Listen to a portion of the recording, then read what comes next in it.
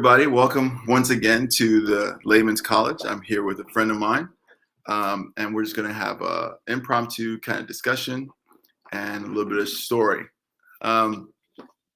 So, if you don't mind, what is your name? Yeah, my name is Godfrey, and Okay. thank you for having me on this show. So, Godfrey, you seem to have an accent. Where are you from? Well, I come from Zambia. Okay. Yeah, I come from the northern part of that country.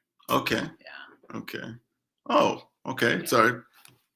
So the Bantu languages, I always say that the Bantu languages have a way of not denying us, even if we're in the diaspora here. Okay. What do you mean by that? You said the language. Yeah, so language is a part of our identity. Okay. Yeah, Okay. part of identity, and they don't deny us. Oh, okay. Now I get it. So you're saying like you can't shake off the accent. Exactly. I've worked on mine because I went to public schools here, so you gotta. I mean, you came here when you were. I was 11. You were 11. Yeah. Actually, I think a mental science tells us that at 11, that's when the brain, the part of the brain that the brain cells that captures the language, that's when they're still active at that time. Okay, yeah. Mercy. Okay, good. So I'm coming into the USA when that part of the brain, I don't know what's happening. Maybe the cells are dead. They're just sleeping. Okay. So I just kind of wanted to do this impromptu with my friend. I actually met him here at GYC. So let me just ask, what has been your experience at GYC? Well, GYC experience has been amazing.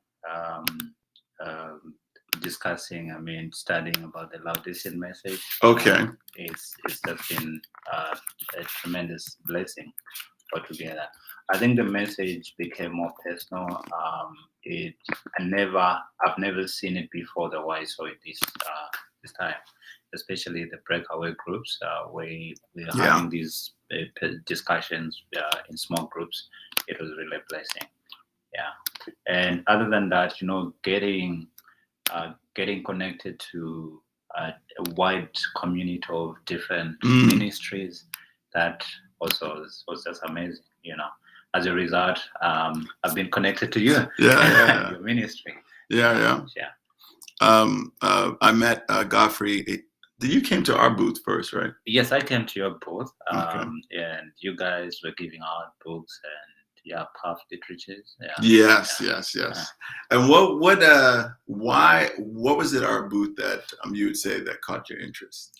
So what caught my interest at your booth was the 4-volume series of Righteousness by Faith, the writings of Ellen White, on the compilation of Ellen White on the 1888 Minneapolis Conference. Issues that were discussed. I mean, it's popular in the Adventist circles. Really? The Righteousness by Faith message. Okay.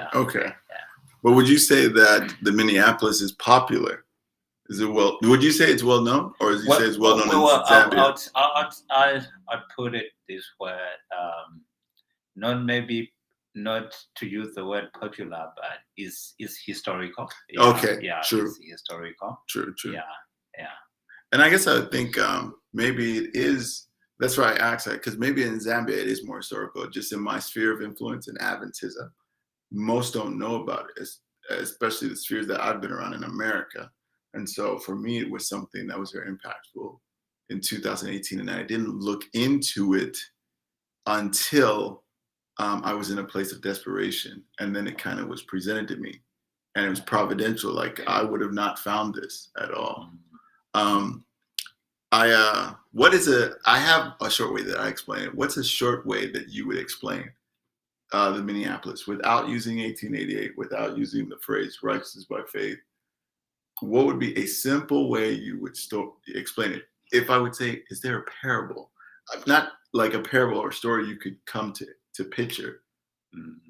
Yeah, well, I'll use this illustration, and that's it. Yeah, I think I'll say I'm stealing this illustration from you. I think you're about to take mine. Anyway, go ahead. Okay. Yeah. Okay, fair. So we in the Bible, in the Old Testament, we find this scenario where the children of Israel are almost approaching the borders of Canaan land, and the 12 spies, a team of 12 spies that were sent to go and spy the land.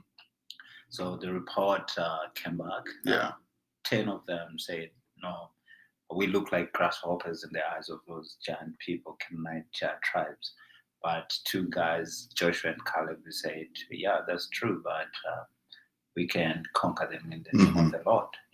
So I think that is what happened at Minneapolis conference.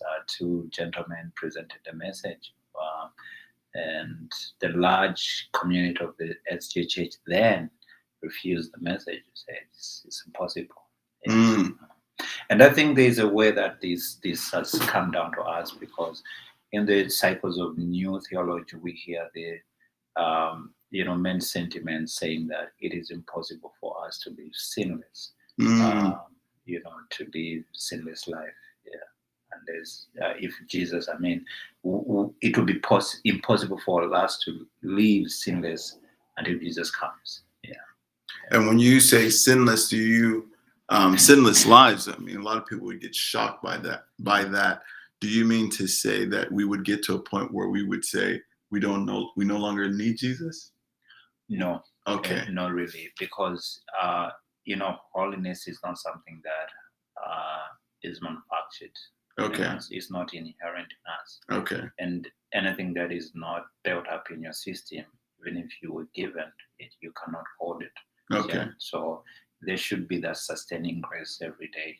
When we receive Jesus' holiness, there should be that grace that keeps us holding to it each moment. So then what would you say? So what is it achieved in this idea of sinless? What does God's people achieve that we could then say, or maybe I'll put it this way, do they get to a point where they are confident in themselves, or is it a confidence in someone else? A trick question, but I'll answer it this way. They never come to a point, or we never come to a point where we're confident in ourselves. Okay.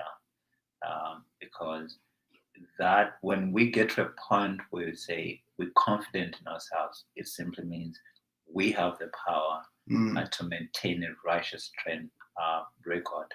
But we don't have to come to that point. Our confidence is in the righteousness of God. Okay. Yeah. I would definitely agree. And, just as a closing thought from this, I would say beginning to us talking about this stuff, because I think this is a wonderful thing for us to talk about. As we're pulling from GYC and I think just other videos I'm hoping, I think in the future we'll be doing, is that what you just said is one very much matches what the gospel is as it's portrayed in Romans 1 verses 16 and 17. And it is also literally the words of Joshua and Caleb when they said, if the Lord be pleased with us, we can take the land. And it says, for without faith, it is impossible to please him. Yeah, and just to add a thought on that, talking about Joshua and Caleb, the children of Israel had won battles during the 40 years sojourn in the wilderness. And I think they had reason to trust in their power. But we realized that also there were battles that they lost because of not trusting in God. So every victory they gained was actually as a result of trusting God. Yes. All right. That would be our overview of me and Godfrey, our friendship that we've met. And there's a lot more things that I see that we will be planning to do in the future, God willing. The thought that I was saying is that if someone was asked, what is the gospel? The Romans 1 verses 16 and 17 would be this, that the gospel is the power of God to save anyone who believes. That is that's the gospel, because the righteousness of God is revealed through us. It's from faith to faithfulness. So anyway, Yes, it seemed like you were to say something, or Yeah, I mean, I always look at that verse, and thank you for putting it the way you put it. The gospel itself is given to us that we might have victory over sin. Mhm. That's the reason. But this victory over sin uh, comes. We must first believe the Yes, power of the gospel, yes, and really at the core center of the power of the gospel across its different merits yes, to justify us, to make us right. Yeah, so his righteousness and everything, it comes, it's like, a box that contains different types of gifts. Yeah. yes, yes, yes, yes. All right. Well, pray that you guys are doing well. Welcome into the 2022. So, for all those that will get a chance to view this, me and Godfrey will be seeking to do some more stuff together on this channel and or others. And I pray that you guys have not just trying to make new resolutions, but that you'll be resolute in trusting God to see what He can do. Take care, everybody, and we will speak to you guys soon.